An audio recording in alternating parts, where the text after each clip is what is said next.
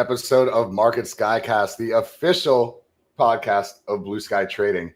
Now, I am Justin, and once again, I am here with coaches Matt and Becky. Thanks for joining me on this interesting Monday. How are y'all doing today? I mean, I got a weird morning, not gonna lie, but I pulled it together, and we are right now. How about you, Matt? Have you been looking at the charts this morning? It was an interesting day. all morning long, my friend, all morning long. It's been a fascinating doji today so far. Mm-hmm. Now, guys, before we get into it, we are live on YouTube recording as we do every Monday. So if you're watching this recording and you want to watch it live, interact with us in real time, make sure to tune into BluSky TV on YouTube. Now, just like we have for the past, 3.5 months, we're going to start the segment talking about the conflict in the Middle East. And I don't know about you guys. To me, it's just starting to get ridiculous. But I'll let you guys start. We had news today. We had news before the weekend. Becky, how are you dealing with this?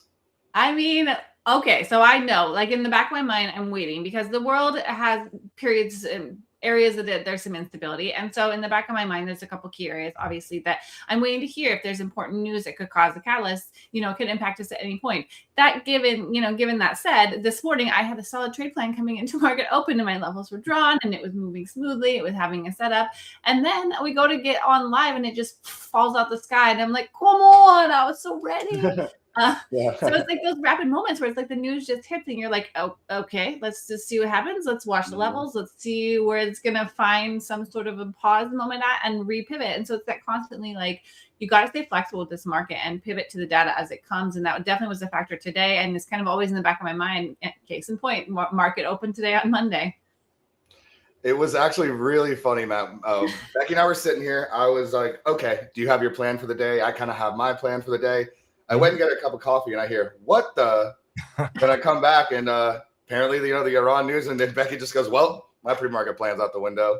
And we just literally hopped on like, guys, we were just talking about how we had a plan and we need to reevaluate. But it was funny. Do you want to tell Matt about your trade this morning before we move on?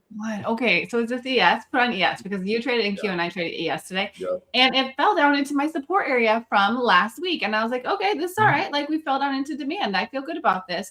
And so as it was dancing there in the morning, I started getting into a micro position on my ES play. And I think my fill was it was so long ago now. It was around like 87, I think. Was my average fill. And so you guys, it literally danced in and profit, out of profit forever, for all of the time. Like it was like, I don't even know, over an hour and a half that it was pinging around, dancing around. And finally I was like, I just cannot even, like Justin was scalping, grabbing a couple hundred here, a couple hundred there. And I was just like, I'm still in. Yep. No, I'm still in. So finally I just scratched it for a small win right before she popped. Right here. Of course, he decided to start rocking, huh? Yep. You got 11.29 in a pop. To hold longer though, like you're holding through a little bit of chop these days. You're trying to catch a little bit more trends. I do like that philosophy. Well, and then when it broke, finally, I was like, So I took 2 more longs and I actually held it. My target all morning was 76.05, which was not aggressive. Like, let me tell you that per the normal range of ES, extremely likely generally. So anyways, finally I did end up holding. I got out at 76.05, like 10 minutes before the hour just now. And I was like, okay, now I feel good about this day. Yeah, I was cracking up because I'm like, I hope it goes, but I don't want to touch this at all. So it was hilarious. Now, Coach Matt, like, what do you think about this flip-flopping news? Does it change your mind on anything? Are you trading any differently? What's going on?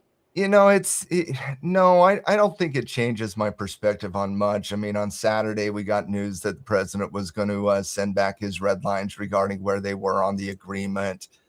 We had some information last night that there was some sensitive negotiations. And then obviously this morning, Iran walked away from the negotiations. And I woke up this morning, guys, and probably while you were going through your process, that was the first headline I saw today was Iran walks away from the deal. And I'm like, this is before I saw any chart, any pricing, had any context for what the market was doing today.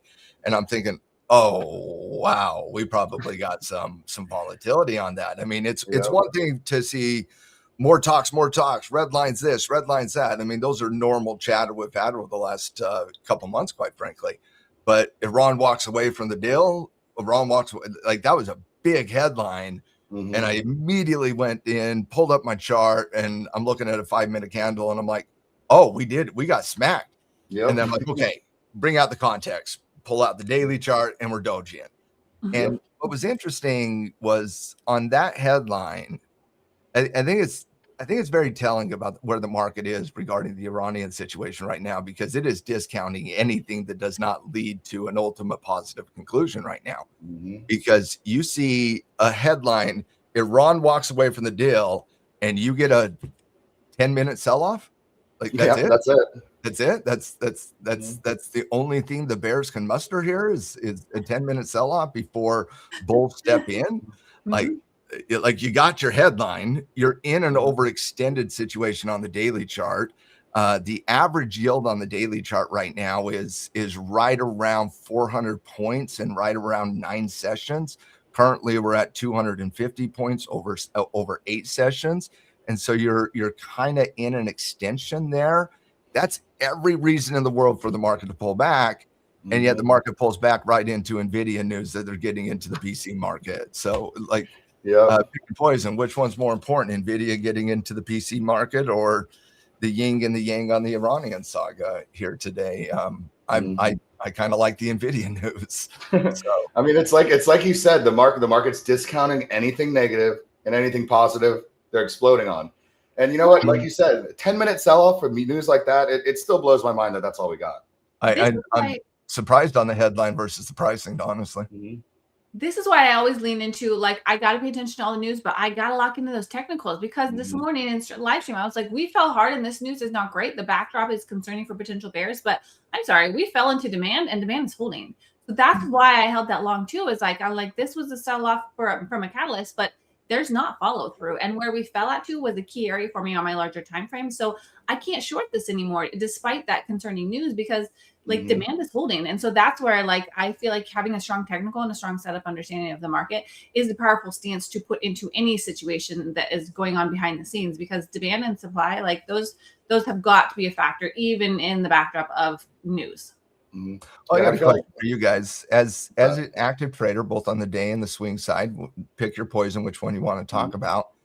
How much does the Iranian geopolitical situation and the ongoing negotiations play as a role in your decision making as a trader? I'll let you go first, Becky. I think it's you know, how much? I guess it's a factor, but it's not the main factor. For me, the main factor has to be technicals, and it's in the backdrop. It's, you know, if technicals are 100, maybe that's like 30 to 50, depending on the news.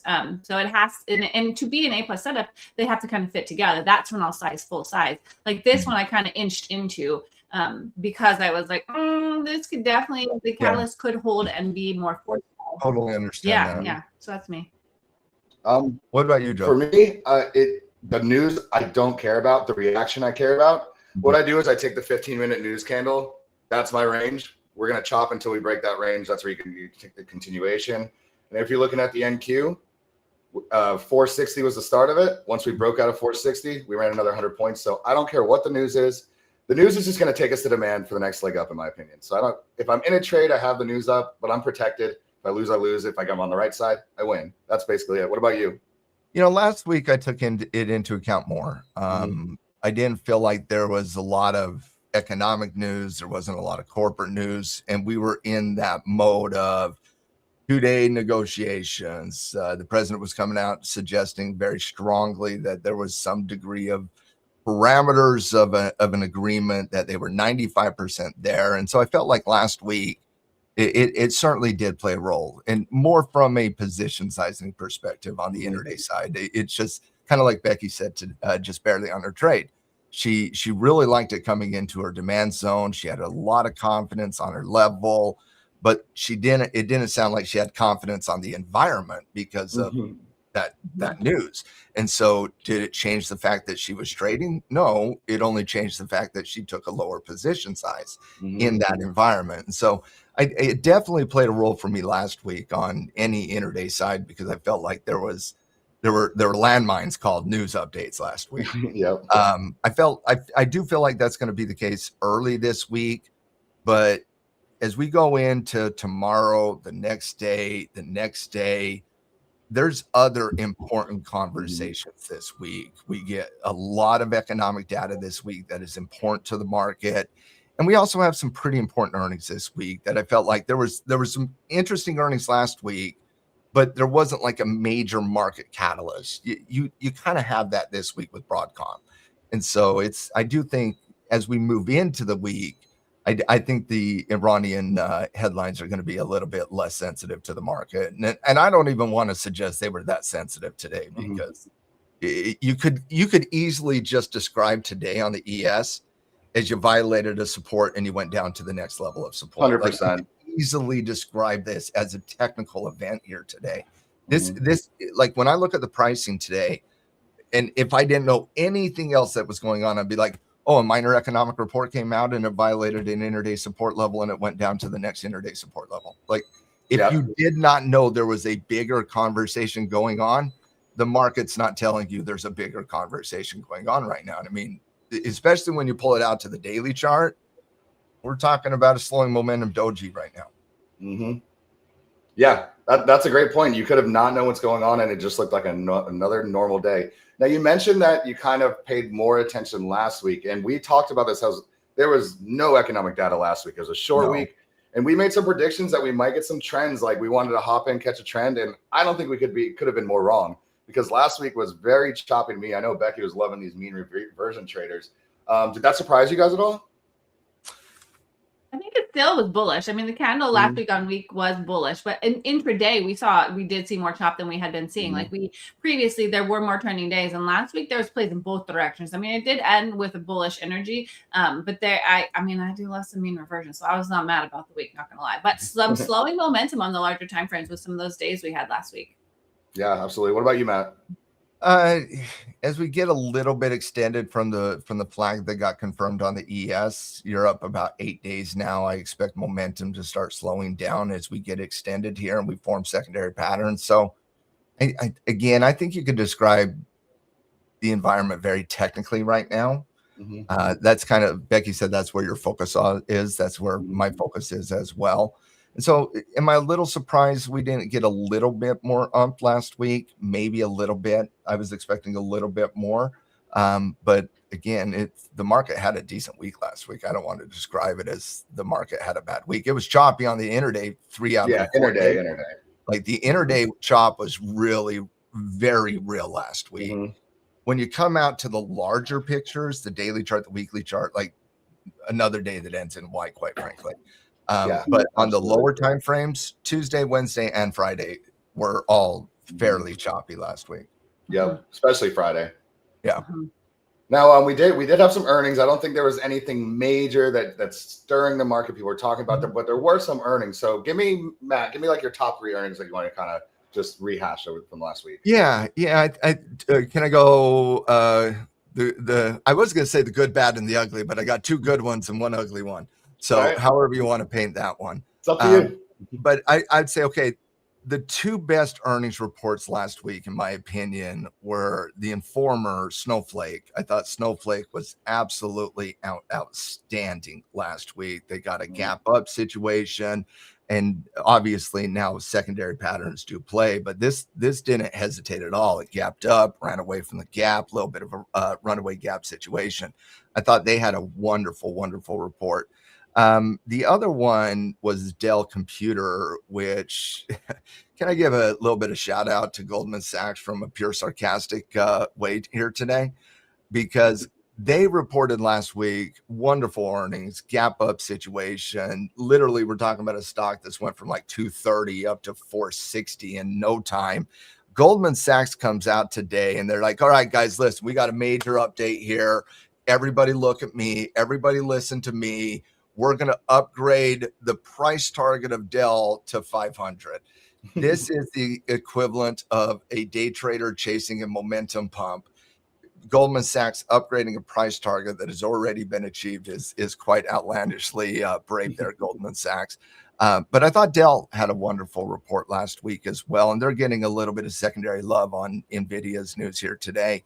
But on the negative side, one of the stocks that I felt was really important to understand kind of the overall health of the consumer, which is a growing debate in the market, I would say, is the health of the consumer. We know 70 to 75% of the American consumer right now is kind of paycheck to paycheck, struggling to even afford $1,000 non-discretionary situation. We know the inflationary situation is starting to creep into outside of just gasoline and the overall impact on the Straits of Hormuz. And so there was a report 2 weeks ago out of Walmart that showed some concern on the consumer. Costco last week was another report that I felt was extremely important. And they just lowered guidance and did not bid. And this was a little bit of a momentum juggernaut, now turned around pretty aggressively. And so I thought two on the good side, Dell and the Informer, Snowflake, and then one on the downside, very negative pricing here would be Costco. Yeah, wow. That's pretty interesting. Walmart and Costco down, AI up. This is well, and Walmart's at the 200-day moving average. Costco's going to be there fairly soon. And so, yeah, they're both leading companies on the health of the consumer, both telling us, hey, guys, we got some concern on the consumer. Just to give you an offset of that, cheap dollar store, Dollar Tree, skyrocketed on earnings last week. So apparently consumers are liking Dollar Tree, but not liking Costco these days. Oh, yeah. Interesting market to be a trader in. Gotta love it, right? Now, before we move on to what's going on this week, we did have some NVIDIA news. Did you see it? Are you kind of apprised of it? Oh, absolutely. NVIDIA had some very interesting news here today. They came out and they announced that they're getting into the PC world. NVIDIA's powerhouse is not personal computers. NVIDIA's powerhouse is the GPU infrastructure build out regarding the data centers. And so if you're going to build a data center out there, which every sovereign government is currently doing and encouraging their corporations to do, you need NVIDIA chips to power that. Well, NVIDIA came out and said, well, we're actually getting into the personal computer business and we're designing a chip that's going to be specific to that. And then they're going to work in conjunction with Microsoft to have Windows be the backbone of that new chip. And so Microsoft, NVIDIA, both in conjunction with one another, and their anticipation is this is going to be an AI platform, that your personal computer will be designed as an AI platform that will be basically your personal assistant to help you do everything you personally do with your computer. I thought it was fascinating news coming out of NVIDIA. Smart. I think there's 3 clear winners out of the NVIDIA news here today. I would say NVIDIA 1, I would say Microsoft 2, but ARM is now tying themselves to both Apple and NVIDIA. And if you're going to tie yourself to a couple companies in the market, Apple and NVIDIA, you could do far worse than Apple and NVIDIA. Not a bad choice. Yeah, it's a good choice out of ARM, but ARM's with some of the GPU development out of NVIDIA, and they also have that out of Apple as well. And so I'd say ARM there, number 3. So NVIDIA, Microsoft, ARM, but you also I think you have some losers here as well. Qualcomm, I think, is a clear loser on this news. I think Intel is a slight loser on this news, and I would say AMD is kind of getting scattershot a little bit by this news. But AMD is also a big time AI chip name too, so they're a little bit covered there. But I do think Intel and Qualcomm have some concern on them right now. Yeah, I definitely wasn't expecting that news, but I mean, NVIDIA doesn't surprise you anymore. I mean, they're just killing it. No, well, and that's the reason we don't get pullbacks, guys, is because every other day we get some powerhouse news coming out on the AI trade, like either earnings or Computex or just Jensen coming out and saying everybody has software wrong. AI agents are going to actually ensure that we use more software. And so every software company is getting a major bid here today as well. So there's just always another news item that comes out in the NASDAQ to spur everybody's excitement. Yep. Just keep it overextended. It's no pullbacks, right? No pullbacks. Yeah. Anything you guys else want to add happened last week before we get into this week? No? All right. Well, guys, let's move on to the next segment, Market Watch. Now, last week we mentioned there was pretty much nothing in the economic data sector. This week, we actually have a lot going on. So Becky, there's quite a few. I think I know what you're gonna look into, but what are you looking into? Yeah, I mean, there's a couple of different PMIs, which we did see manufacturing PMI this morning, and which is good, important data for the economy. However, it does not generally move the market all that substantially, especially in the backdrop of the geopolitical situation this morning. So that was a pretty muted response. There is more PMI on Wednesday as well with the services this time, but the big one this week has to be Friday before market open when the employment news comes out: unemployment, non-farm changes, hourly earnings. So that data about the unemployment and state of the country, it will be the biggest news impact this week. So leading up to that, there's going to be some pieces of that puzzle released, but then big guy would be pre-market on Friday. So, same thing with that. I don't tend to trade that anymore, but I absolutely, it'll be a big part of like what I think Thursday might be setting up as ahead of that news. And then also Friday morning, I'm very cautious on making sure I see and digest what happened there. And if we can get a secondary setup off of that, that is my favorite. If we can get a really good setup coming off of a little bit of a pump like that pre-market. I love me a secondary pattern after news like that. That's where the money's made. Absolutely. What about you, Matt? Anything on the economic data side you're looking at? I know there's probably a couple of earnings you're looking at, but anything on the economic data? Oh, absolutely. The three reports I think are more important than others this week. Becky's absolutely right on all of them. Labor market data on Friday is obviously the big one. That's the one that the Fed pivots on every inflationary growth conversation. But there's some current recessionary chatter out there. And if there's going to be any early signs in recessionary chatter, it's not going to be on the labor side. That's lagging. It's not going to be on the inflationary side. That's lagging. It's going to be on the ISM PMI manufacturing side of the equation. We got that today. That was a pretty decent report coming out of 54. And then you got the ISM services on Wednesday, their PMI numbers on Wednesday. So the PMI numbers and then the labor market data are the three reports that I'm keenly focusing on this week. Yeah, I mean, I've got to agree with you. You're not looking at Friday as the most important economic data day. You might need to reevaluate what you're doing. It's an all eyes moment. Labor data is an all eyes moment. Yeah, absolutely. Now, earnings wise, is there anything that's sticking out to you? Anything that might move the market, or is it kind of a slow week for you? It's always a slower week when you're in the earnings off season. But the thing about earnings is it never ends. There's always an earnings conversation. And when you are looking at this week from an earnings perspective, it's got to be everything on Broadcom. Broadcom is a tier 2 AI name. It's probably the sixth most important company in the AI trade. And so AVGO is just going to be a little bit more important than the rest of the reports out there. But if you're in cybersecurity, Palo Alto, CrowdStrike also report this week. HPE reports this week. Internet of Things reports this week. On the retail side of the equation, you got companies like Ulta Beauty, Lulu. I think Lulu is going to be a very interesting name this week as well. But it's Broadcom by a country mile on the importance factor. Mm-hmm. What are you looking for? Anything specific on it, or just watching? Yeah, everything expansive of growth. Okay. In these AI names, it starts with the increase in guidance. Like that's what it's always about, the increase of guidance. And so on Broadcom, that's the first thing that you're going to be looking at is, do they increase guidance or do they not? Secondarily is going to be the percentage of the EPS beat. Okay.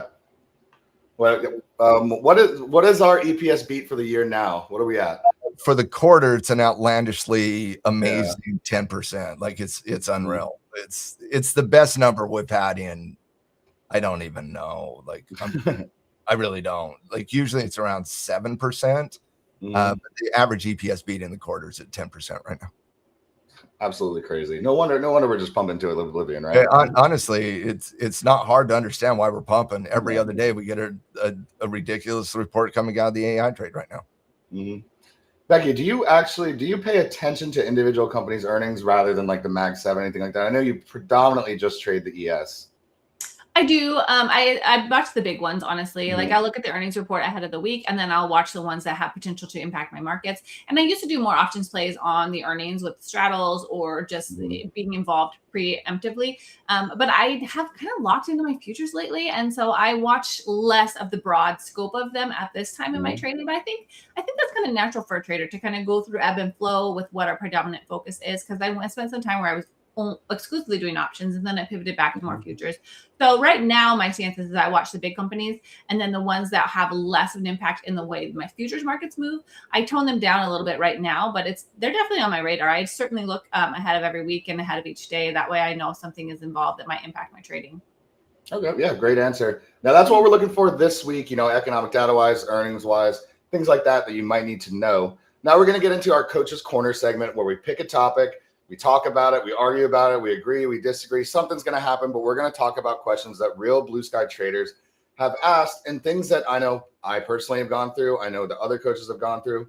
So it's a great thing to have. And this one is one of the biggest arguments, at least online and in Discords and on social media. People claim that win rate matters. Other people say it doesn't. So the question we're going to start with is, would you rather have a 90% win rate mindset or a 3-to-1 risk to reward mindset? And Becky, let's start with you. Ooh, okay. So obviously I want to win all the time. But yeah, of course, yeah. If I had to pick, I just want to win. But I honestly think that aiming for and prioritizing a 90% win rate is not it. I think that is a risk for getting really disappointed all the time. And I don't think it's realistic to having a really strong hold on He real has quick. pumping. Something Like just happened. some news just came out. I didn't mean to interrupt you, Becky, but the ES just jumped 20 points. I didn't want to cut Becky off either, but I saw that pump come too. And I was like, send it. Yeah, wow. Sorry, Becky. Okay. Like, if somebody knows the news in the chat, let us know while we just rant about this. But I'm sorry, I had to cut you off. That was intense.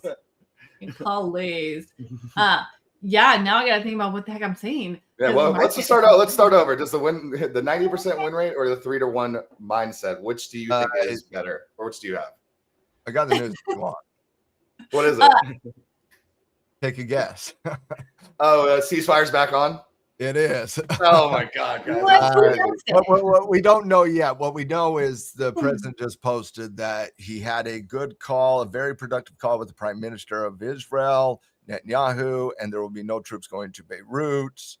And it looks like Hezbollah agreed that the shooting will stop. Okay, Hezbollah and Israel basically say we're going to stop shooting each other. I'll believe that when I see it. I was going to say that's the news. That's the news. Thank you for that. Sorry, Becky. Sorry, that thing came out of nowhere.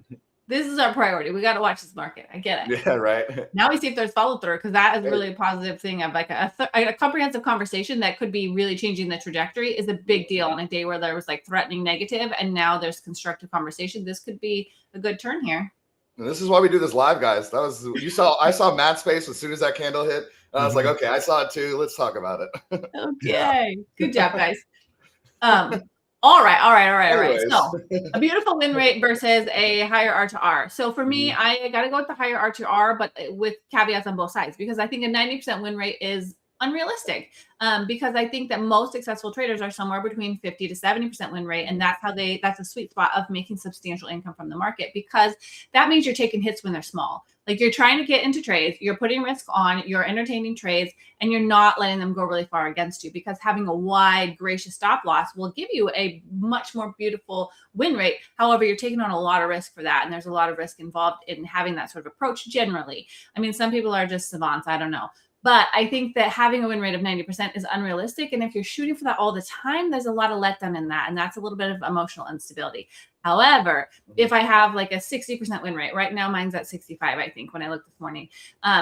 It's basically like you're taking the best trades you can, best R you can, but then every once in a while you get a home run, and that will propel your account balance higher. And so you can have like a really good win day where you get 3, 4, 5 R. And then you'll have a day where you're like 1 to 1, 1 to 2, and it will kind of level off, and then you can have another home run. And so for me, I want to shoot for good trades, and I want to take my hits. And so that speaks more to the 3 to 1 versus the 90% win rate.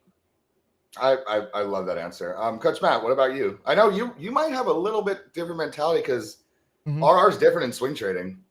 or is it not, in your opinion? Well, it's similar. No swing trader will ever get 90%. If they do, they made 4 trades in a year's time frame. It's never going to happen. I don't even think you should target 90%. I don't even know why traders even pick that number and even think about that number, quite frankly, because I think if you're targeting 90%, well, let me put it like this.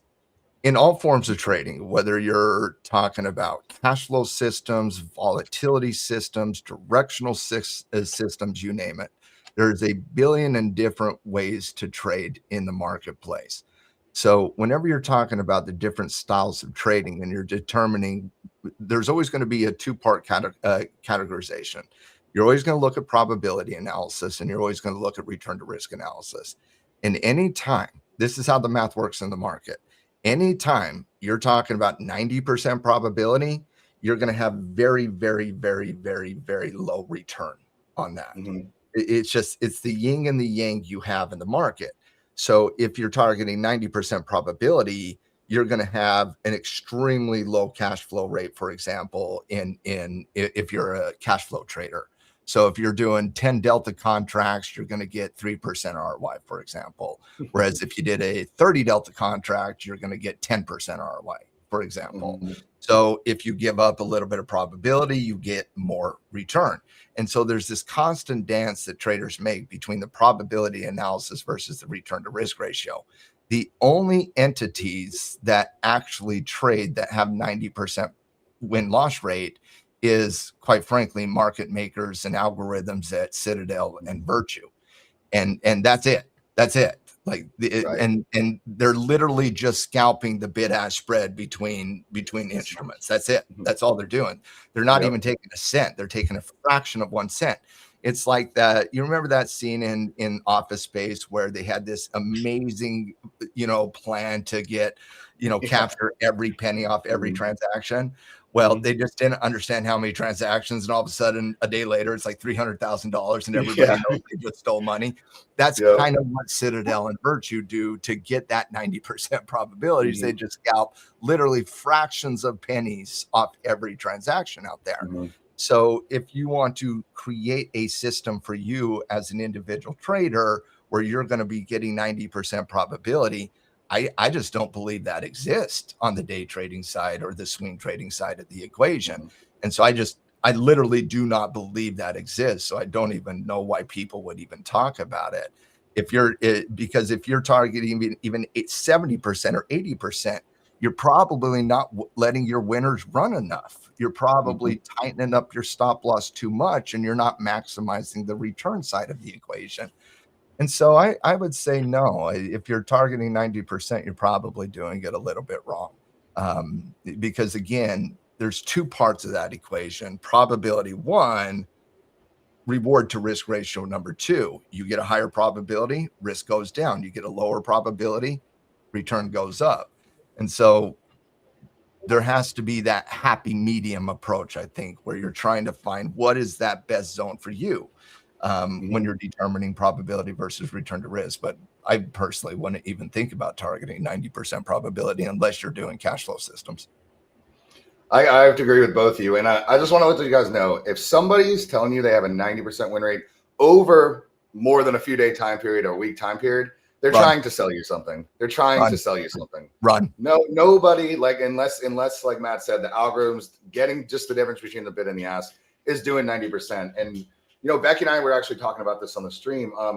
First of all, I don't think targeting a certain win rate is just healthy at all. The chart's going to do what the chart's going to do.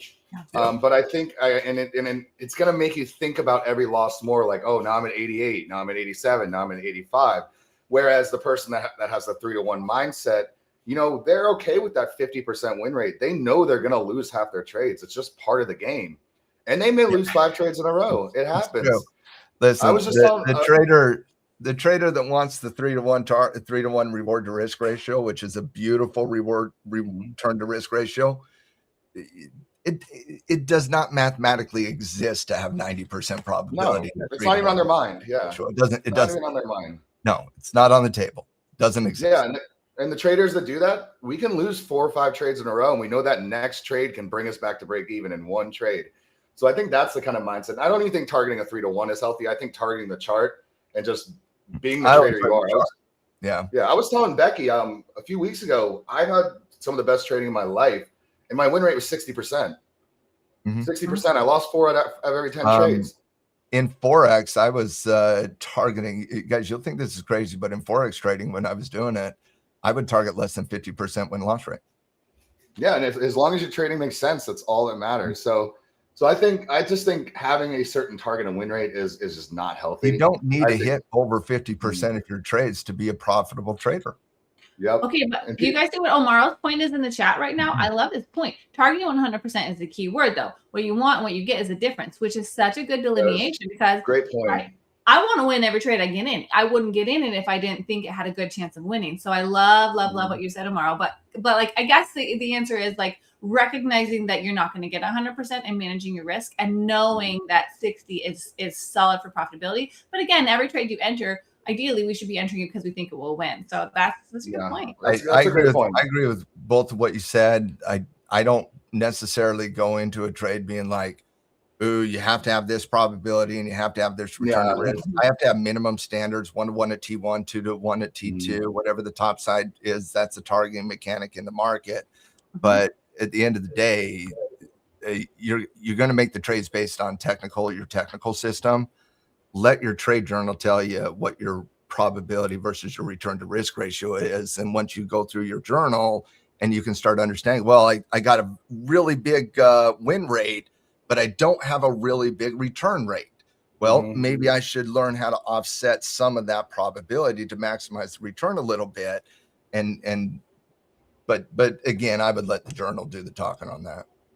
Yeah, absolutely. And I also want to add, I think for any newer trader, putting hard goals is going to be detrimental to your trading. Like 90% win rate, $500 a day, $1,000 a day, because when you don't hit those, it just makes you feel bad and it's going to hurt your trading. Whereas if you go into it with just the mindset of, I'm going to trade what's in front of me, I think it helps so much. But that was a great discussion, guys.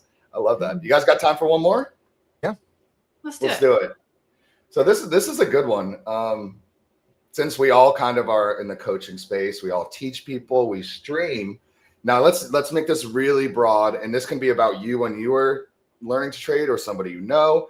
But if you could only teach a new trader one thing for their first 6 months, what would it be? And Coach Matt, let's start with you because I don't know how many people you've taught. A lot. I think the only continent I've not taught on is Antarctica, Justin. So, like, not a lot of demand. Well, we got to get some BluSky down there. Well, they're opening it up. Like, there's no the internet there, so let's go, baby. But I have taught a lot of people. If I were to answer in general to like the general audience that I've taught to, I would say perfect covered calls, because if you have a foundation of cash flow, everything else in the market becomes really, really, really simple. But if I were to answer specifically to the day trading side of the equation, I would teach people how to use the 9 EMA as a stop loss gauge. Why did I think you were going to say that? It's too easy. It's my go-to. So I teach them how to use the 9 EMA for management decisions. That's an easy answer, and it's a very simple concept to use. It's a line. So I like it. Yeah. What about you, Becky?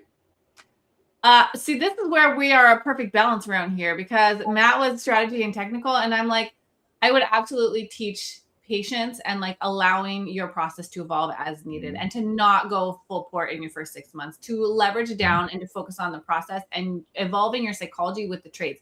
Because I think that there's such a natural inclination to start learning enough skills that are profitable and like go for it. But I would caution early traders that when you start getting a profitable system, it takes more time than we would like to really lock into executing it consistently, and then having enough data to really understand what situations it works in and what it's like more shaky in. And so I would encourage people to embrace the process and trade through that time, but to slow it down and expect it to take time, and allow yourself to ease into it with smaller position sizes and more focus on learning, such as being in your freshman year in college instead of trying to like create a master's program and expect those P&Ls. I think it's so much more protective of your psychology and your long game approach to trading to back it off a little bit in the beginning and know that that is a healthier approach, and you'll save your money while you're building up your skills. Becky, I feel like you just reached into my brain and pulled that answer out because that was perfect. My answer was going to be trust the process. So you even said process. And the reason I say this is because everybody gets in here probably from social media, especially a lot of younger kids. They want to just rush in, make a ton of money, buy a Lambo, all this kind of stuff. I want people to treat this like college. You wouldn't just walk into a bank and say, hey, I want to work at a bank, give me $100,000. But everybody wants to make $100,000 when they start day trading. That's the number I hear the most. You got to treat it like college. It's not going to be quick. It's going to take a while. There's a process to it. You got to go through everything that everybody else goes through. You're not special. And if you are, good for you. But most of us aren't. So trust the process would be my answer. What about you on the psychological side, Matt? Do you have any advice? I loved both your answers. I'm not surprised that the technical lab coach answered technically and the psychology lab coach answered from a mindset perspective. But I think it's extremely important to work on the proper mindset early, because if you create these bad habits as a trader, they are so difficult to overcome. And so I absolutely love Becky's answer. And the trust the process. It is a process in learning how to trade, learning how to ride a bike, learning how to drive a car, learning how to fly a plane, learning how to do anything in life. There's a process to it. It's amazing how much we, as human beings, that we value education, right? It's one of our number one values from the time we're 1 year old to the time we're 22 years old. We value education. But then you find so many people that find trading, whether it's through YouTube or social media, or they just find it through their friends, or they're like, oh, I'm going to go learn how to trade. But then they just go out, they go make their first trade, and they say, oh, it's like gambling. No, you didn't ever sit your butt in the seat and go through the process. There's a trading process, there's an educational process, and you have to embrace them both, in my opinion. But I loved your guys' answer. And so I just want to say 100% agree with that. Awesome. I love when we all agree on things. I like when we argue, but I mean, most traders that have been around a while, they agree on the things that matter. And I'm glad we do that. And I'm glad that our people can see that we all kind of think the same thing. So that's great. That's all the time we have for today. If you guys haven't tried BluSky and you've been listening to us or on our live streams all day, what are you doing? Use that code BSKY50. Click the link in the description. Sign up. Get yourself an account for $30 and come trade with us. I don't want to toot our horns, guys, but we have been crushing the market as a team at BluSky every day. Doesn't matter who's on. Winners. And we take our losers live, but our winners eclipse our losers. So as always, Coach Matt and Coach Becky, thanks for joining me. And traders, stay profitable.